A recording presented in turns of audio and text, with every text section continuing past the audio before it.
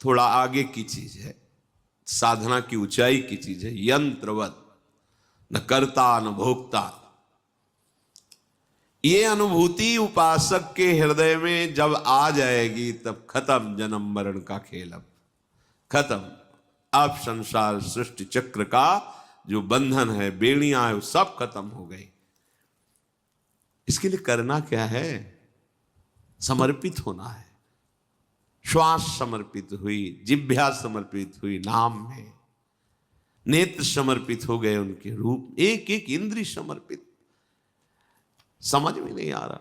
जब कहो कि कृपा से सब हो जाएगा तो फिर ये निकलता है शब्द की, फिर तो लगता है भजन साधन क्यों करें, आलस्य प्रमाद आता है। कैसे आप बात कैसे कर रहे हो?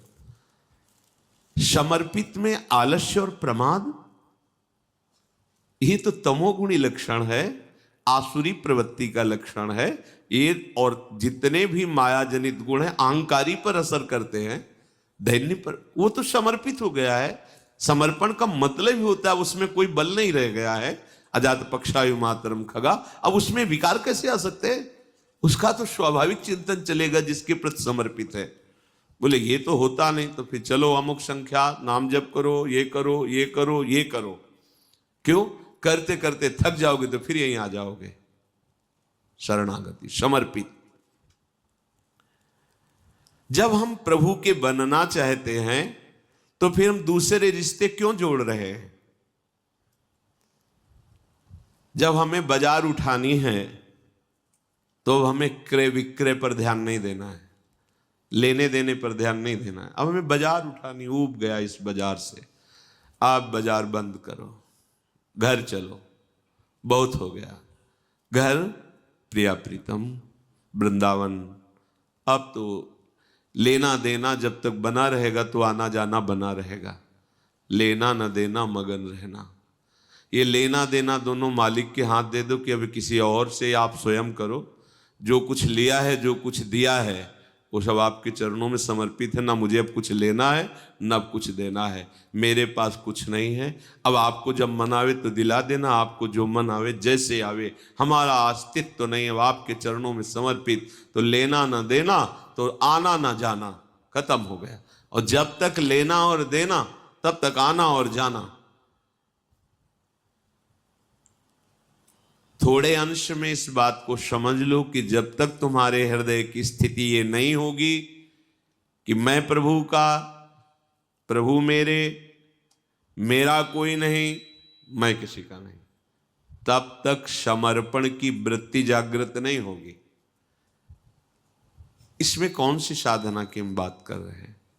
विचार करके देखो, कोई तुम्हारा है क्या जिसको तुम अपना मान रहे हो? अपने कर्मों के कारण आया है, और जितने मिनट के लिए आया है उतने मिनट रहेगा, अपने आप चला जाएगा। वो तुम्हारे आंसू नहीं देखेगा, वो तुम्हारी व्यवस्था नहीं देखेगा, सब छोड़ के चल देगा। अरे उसकी तरफ बढ़ो जो सनातन है, नित्य है, दिव्य है।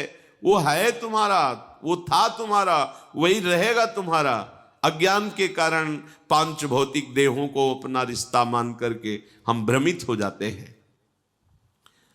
जितने और बल हैं वो सब बल तुम्हें दुख देने के लिए है। पकड़ो बात। धन बल, तपस्या बल। बोले तपस्या बल भी दुख देता है? हाँ, अगर दुर्वासा जी को तपस्या का बल ना होता तो सुदर्शन चक्र तीनों लोकों में उनको ताप ना पहुंचाता। देखो ना अम्बरीश जी को, केवल हरि का बल है तो हाथ जोड़े ही खड़े रहे, और कृत्या एक कदम आगे नहीं बढ़ पाई। सुदर्शन जी ने भस्म कर दिया और दौड़ाया तप बल को दौड़ाया। बाहुबल, धन बल, बुद्धि बल, ये सब बल दुख ही देने वाले हैं यदि ये प्रभु के चरणों में समर्पित ना हुए तो। सबसे बड़ा बलवान जिस बल से सब परास्त हो जाते हैं वो है प्रभु का बल। भक्त प्रभु बल से बलवान रहता है। मेरे बल श्री वृंदावन रानी। भले ही बड़े से बड़े कोई महान बल वाला हो, लेकिन जिसके हृदय में हरि बल नहीं, वो परास्त होगा, माया उसे रौंद देगी। देखा नहीं? विमान से चढ़कर देवराज इंद्र तक का उपहास करने की सामर्थ्य रखने वाला सहस्त्राबाहु अर्जुन, 1000 भुजाएं, काट के फेंक दिया भगवान परशुराम जी ने, पूरे वंश को काट के फेंक दिया। क्या बल काम है, धूल दूषरित हो गया। ये सभी बल तब तक तुम्हें खींचेंगे जब तक महाबल का आश्रय नहीं लिया। महाबल है प्रभु का नाम, महाबल है प्रभु का नाम। समझ नहीं पा रहे, बहुत महान वस्तु सहज में मिल रही, इसलिए तुम्हें कीमत समझ में नहीं आ रही। क्या नाम, वही राम कृष्ण हरि राधा, वो तो रोज सुनते हैं। ये महान बल है जो अमित बलशाली प्रभु को भी अधीन कर लेता है। और अपने को सौभाग्य मिल गया कि गुरुदेव ने दे दिया। नाम सुकृत धन अपनी जीवनी, अतिहित मान देत वरदान। अत्यंत प्रेम करके, अत्यंत करुणा करके अपने जीवन की गुप्त वस्तु दे दी तुम्हें। ये लो निज मंत्र, ये लो शरणागत मंत्र, ये नाम जप करो, तुम परम पद के अधिकारी। कोई फर्क नहीं। ऊषर में कितना सुंदर बीज बो दो, अंकुरण नहीं होता। आप लोग अपने हृदय को ऊषर की संज्ञा में रखे हुए हैं। ऐसे ऐसे महान वस्तु तुम्हें प्राप्त है, कैसे तुम्हें बताए, पर स्वाद ही नहीं लेना चाहते। स्वाद तो विषयों का लेना चाहते हैं।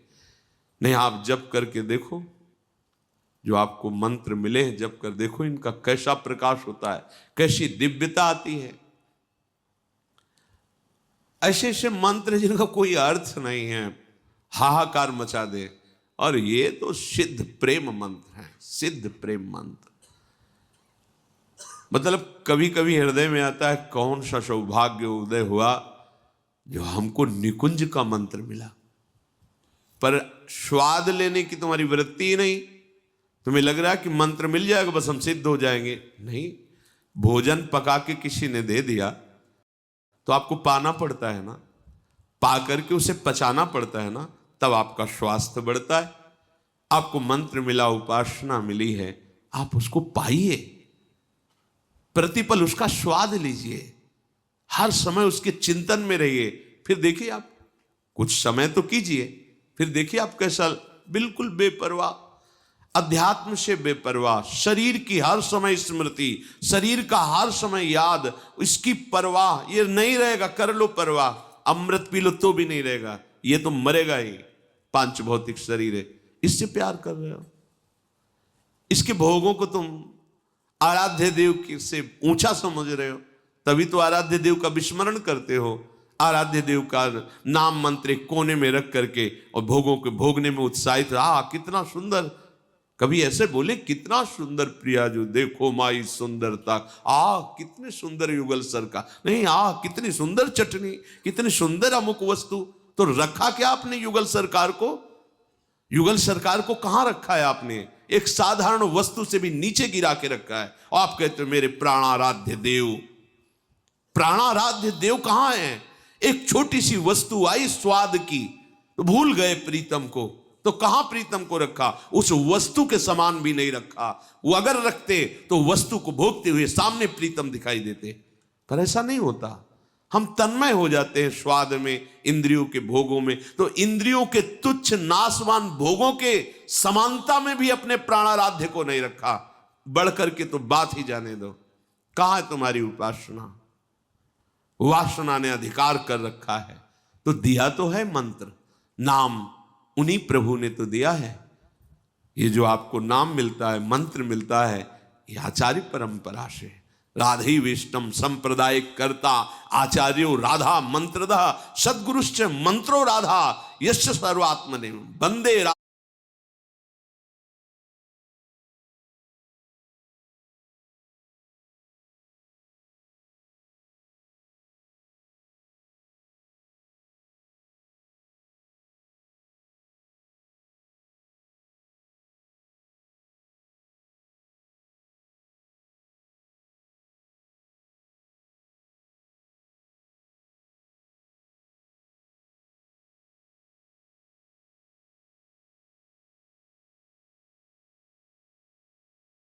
पाद पद्म प्रधानम प्रेम रस समुद्र प्रियाजू ने दिया है,